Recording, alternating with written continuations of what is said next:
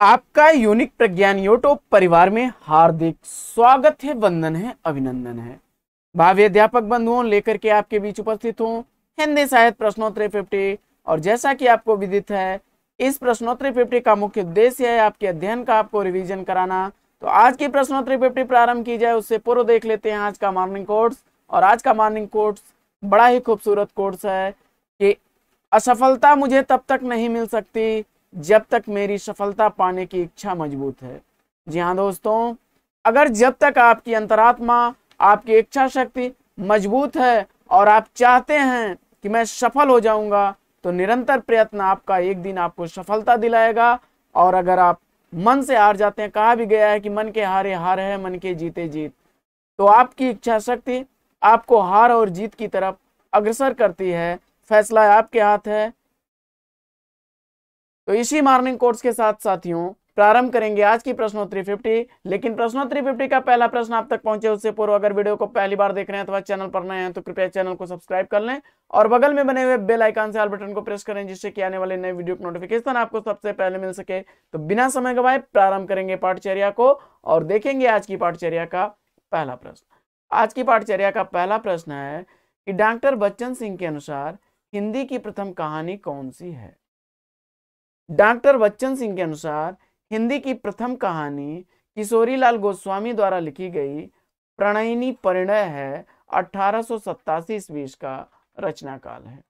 अगला प्रश्न, लक्ष्मी नारायण लाल के अनुसार हिंदी की प्रथम कहानी कौन सी है। इसका आपको जवाब देना है। तो लक्ष्मी नारायण लाल के अनुसार हिंदी की प्रथम कहानी आचार्य रामचंद्र शुक्ल द्वारा लिखी गई 1903 ईस्वी की 11 वर्ष का समय है।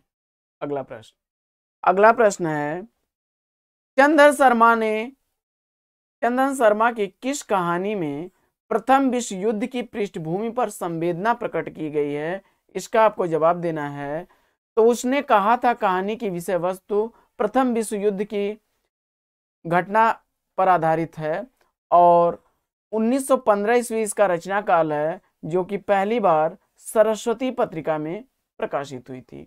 अगला प्रश्न, इंद्रजाल कहानी संग्रह के रचनाकार कौन है। जयशंकर प्रसाद द्वारा लिखी गई यह कहानी 1936 ईस्वी की प्रकाशित कहानी है। अगला प्रश्न है कि प्रबंध प्रभाकर मेरे निबंधों के निबंधकार कौन है। प्रबंध प्रभाकर और मेरे निबंध दोनों ही निबंध बाबू गुलाब राय द्वारा लिखे गए हैं, जो क्रमशः प्रबंध प्रभाकर 1954 ईस्वी और मेरे निबंध 1955 ईस्वी के प्रकाशित निबंध हैं। अगला प्रश्न, किस कवि को हिंदी भूषण निराला ने किस कवि को हिंदी भूषण नाम से संबोधित करते थे। तो सूर्यकांत त्रिपाठी निराला जी राम सहाय को हिंदी भूषण के नाम से संबोधित करते थे। अगला प्रश्न है कि इतिहास साक्षी है निबंध के निबंधकार कौन है। इतिहास साक्षी है निबंध भागवत शरण उपाध्याय द्वारा लिखा गया 1960 ईस्वी का प्रकाशित निबंध है। अगला प्रश्न, ज्यादा अपनी कम पराई किस विधा की रचना है। ज्यादा अपनी कम पराई यह उपेंद्र नाथ हस्क द्वारा लिखी गई डायरी विधा की रचना है और इस रचना का रचना काल है 1959 ईस्वी। अगला प्रश्न है, बच्चन के विशिष्ट पत्र संकलन के संकलनकर्ता कौन है। तो बच्चन के विशिष्ट पत्र चंद्रदेव सिंह द्वारा संकलित पत्र है। 1984 ईस्वी का प्रकाशन काल है। अगला प्रश्न है, मैं इनसे मिला साक्षात्कार के संपादक कौन है। मैं इनसे मिला यह साक्षात्कार पद्म सिंह शर्मा द्वारा संपादित है। 1955 ईस्वी का रचना काल है। अगला प्रश्न, अपने अपने पिंजरे आत्मकथा के लेखक कौन है। अपने अपने पिंजरे आत्मकथा मोहनदास नैमिषराय द्वारा लिखी गई 1955 ईस्वी की प्रकाशित आत्मकथा। अगला प्रश्न है कि जीवन चक्र आत्मकथा के रचनाकार कौन है। जीवन चक्र आत्मकथा गंगा प्रसाद उपाध्याय द्वारा लिखी गई 1954 ईस्वी की प्रकाशित आत्मकथा है। अगला प्रश्न, जाति एक विमर्श आलोचना कृति के रचनाकार कौन है। तो जाति एक विमर्श आलोचना कृति 1999 ईस्वी की प्रकाशित कृति है। जयप्रकाश करदम इसके रचनाकार हैं। अगला प्रश्न, लौटती लहरों की बांसुरी उपन्यास के उपन्यासकार कौन हैं? लौटती लहरों की बांसुरी उपन्यास भारत भूषण अग्रवाल द्वारा लिखा गया 1964 ईस्वी का प्रकाशित उपन्यास। अगला प्रश्न, जय भारत और विष्णुप्रिया काव्य कृतियों के रचनाकार कौन हैं? जय भारत और विष्णुप्रिया काव्य कृतियां मैथिली शरण गुप्त द्वारा लिखी गई हैं।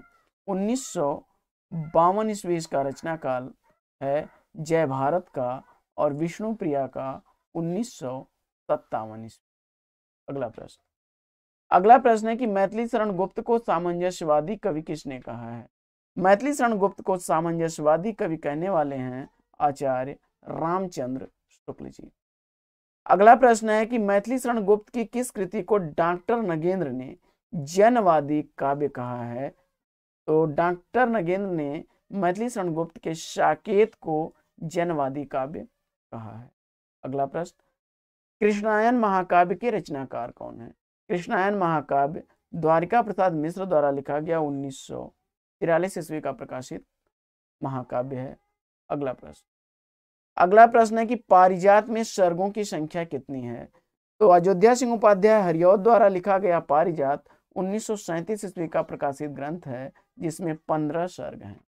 अगला प्रश्न, सर्वप्रथम हिंदी की विशुद्ध नीति काव्य रचना करने वाले रचनाकार कौन है?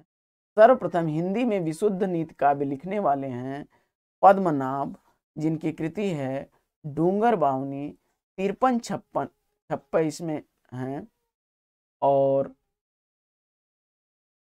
1486 ईस्वी का रचनाकाल है। अगला प्रश्न, विजयपाल रासो के रचनाकार कौन?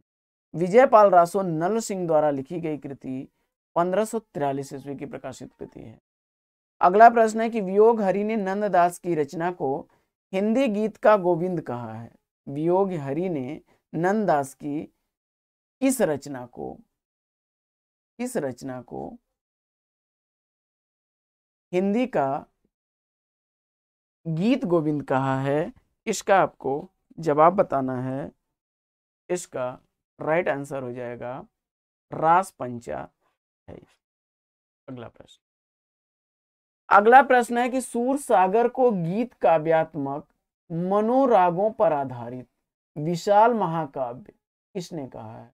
यानी सूर सागर को गीत काव्यात्मक मनोरागों पर आधारित विशाल महाकाव्य कहने वाले कौन हैं? तो जवाब हो जाएगा आचार्य हजारी प्रसाद द्विवेदी। अगला है कि विज्ञान गीता और जहांगीर जस चंद्रिका कृति के रचनाकार कौन? तो विज्ञान गीता और जहांगीर जस चंद्रिका दोनों ही कृतियां केशव दास की हैं, जिसमें विज्ञान गीता का रचनाकाल 1610 ईस्वी और जहांगीर जस चंद्रिका का 1612 ईस्वी। अगला प्रश्न है कि तुलसीदास को उत्प्रेक्षाओं का बादशाह किसने कहा है? तो तुलसीदास जी को बादशाहों का उत्प्रेक्षाओं का बादशाह कहने वाले हैं डॉक्टर उदय भान सिंह। अगला प्रश्न है कि गोरखबानी के संपादक कौन हैं? गोरखबानी कृति के संपादक हैं डॉक्टर पीताम्बर दत्त बढ़तवाल। अगला है हिंदी साहित्य का ओझल नारी इतिहास किसकी कृति है? हिंदी साहित्य का ओझल नारी इतिहास नीरजा माधव की 2013 ईस्वी की प्रकाशित कृति है। अगला प्रश्न, सुनहले सहवाल और चिंता काव्य संग्रह के रचनाकार कौन है?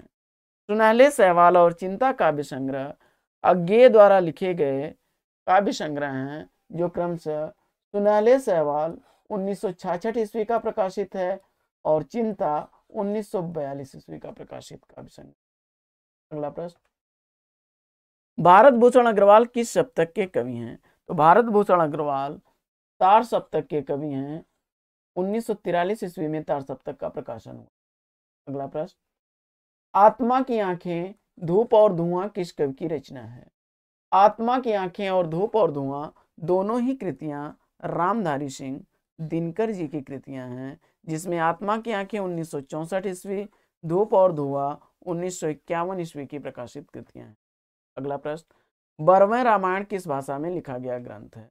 तो 12वें रामायण अवधी भाषा का लिखा गया ग्रंथ है, जिसमें 69 12वें छंद हैं और 7 कांडों में विभक्त है। तुलसीदास जी इसके रचनाकार हैं। अगला प्रश्न है कि अंग दर्पण और रस प्रबोध के रचनाकार कौन है?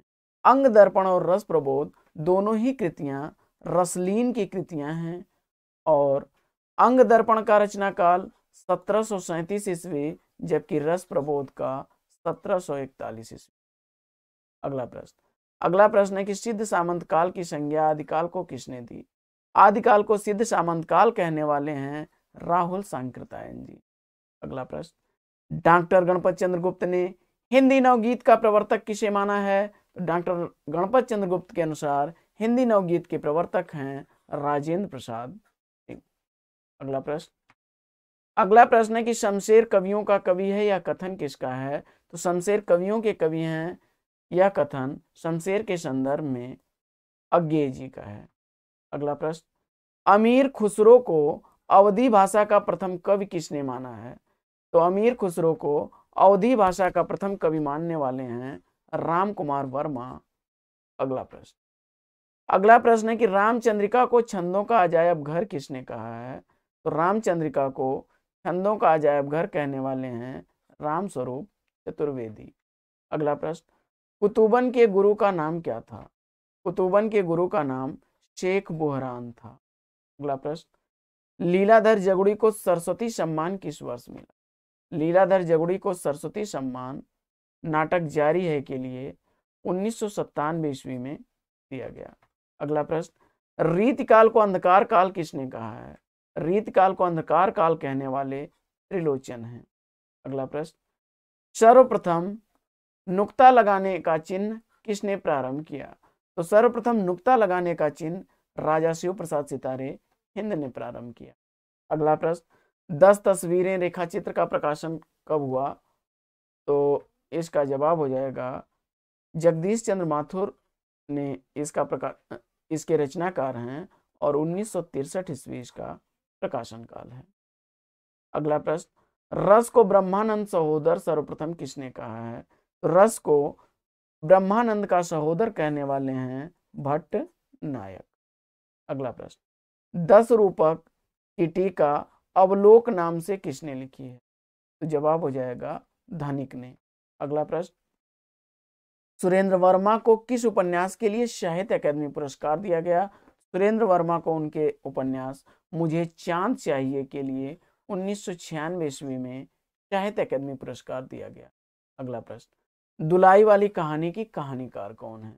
दुलाई वाली कहानी बंग महिला की कहानी है, जिनका पूरा नाम राजेंद्र बाला घोष है और 1907 ईस्वी इसका रचनाकाल है।